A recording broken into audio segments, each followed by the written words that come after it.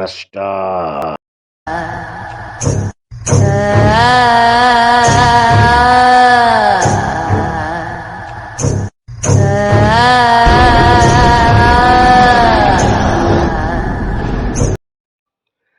Story master.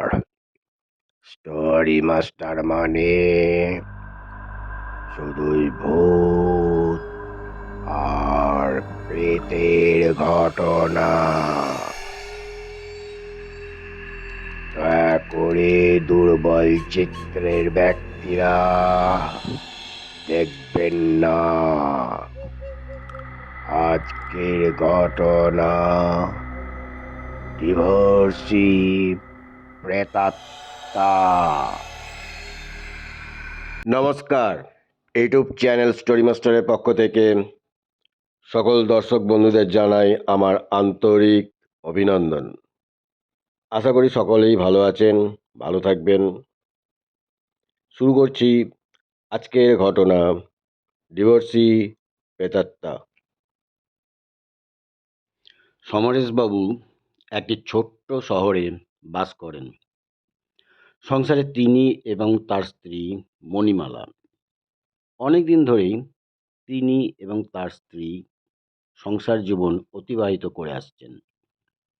কিন্তু সমরেশবাবু সংসার জীবনে তেমন সুখী ছিলেন না। তার স্ত্রীকে নিয়ে অশান্তি লেগেই থাকত। তার স্ত্রী সমরেশবাবুর কথা মতো চলতেন না। ছোটোখাটো ব্যাপারে রেগে যেতেন, জিনিসপত্র ছুঁড়ে ছুঁড়ে ভেঙে ফেলতেন। তার চাহিদা ছিল ক্ষমতার তুলনায় অনেক বেশি। এমতো অবস্থায় সমরেশবাবু আর সহ্য করতে পারছিলেন না। তিনি একদিন স্ত্রীকে ডেকে বললেন, শোনো মণি, আমি আর এই অশান্তি সহ্য করতে পারছি না। আমি অন্য ব্যবস্থা নিতে চাইছি।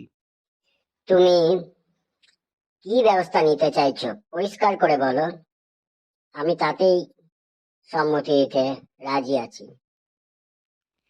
সমরেশবাবু বললেন, আমি ডিভোর্সের কথা ভাবছি। শুনে স্ত্রী মণিমালা একটু মনক্ষুণ্ণ হলেন। তিনি বললেন, ঠিক আছে, তবে তাই হোক, তুমি যেটা মনে করবে আমি তাতেই সম্মত আছি। তারপর স্ত্রী মণিমালা দেবী বাড়ি ছেড়ে অন্যত্র চলে গেলেন। এরপর সমরেশবাবু আবার বিবাহ করলেন। এক অল্প বয়সী সুন্দরী মেয়েকে বিবাহ করে বাড়িতে নিয়ে এলেন। বিবাহের কিছুদিন পরই তার ভুল বুঝতে পারলেন। বিয়ের আগে তার দ্বিতীয় স্ত্রীর ব্যবহার ছিল ভদ্র, নম্র, শান্ত স্বভাবের। কিন্তু বিবাহের পর সমরেশবাবু দেখল তার স্বভাব পুরো পাল্টে গিয়েছে। সমরেশবাবু খুব হতাশ হয়ে পড়লেন। এই মুহূর্তে তার পূর্বে স্ত্রীর কথা মনে হতে থাকলো। তিনি স্থির করলেন তার পূর্বে স্ত্রীর সঙ্গে তিনি একবার দেখা করে আসবেন। অনেক দিন হয়ে গেছে, তার কোনো খবরই নেওয়া হয়নি। এই মনে করে তিনি তার পূর্বের স্ত্রী মণিমালার বাড়ি উপস্থিত হলেন। তিনি দেখলেন স্ত্রী বাড়ির বারান্দায় বসে আছেন। সমরেশবাবু কাছে গিয়ে স্ত্রীকে ডাকলেন, মণি। উত্তরে মণিমালা বললেন, ও তুমি তুমি তাহলে অবশেষে আমার কাছে ফিরে এলে। আমি তো তোমার পথ চেয়ে কতদিন অপেক্ষা করেছি। এসো, কাছে এসো। শোনো মণি, আমার ভুল হয়ে গেছে, খুব ভুল হয়ে গেছে। তুমি আমাকে ক্ষমা করে দাও। এবার তোমার মুখের ঘোমটাটা সরাও, একবার তোমার মুখটা দেখাও। তারপর স্ত্রী মুখের ঘোমটাটা সরালেন। ঘোমটা সরানোর পর সমরেশবাবু একটা বীভৎস কুৎসিত কঙ্কালের মুখ দেখতে পেলেন। তিনি প্রচন্ড ভয় পেয়ে গেলেন। তিনি দেখলেন একটা বীভৎস নরকঙ্কালের মুখ।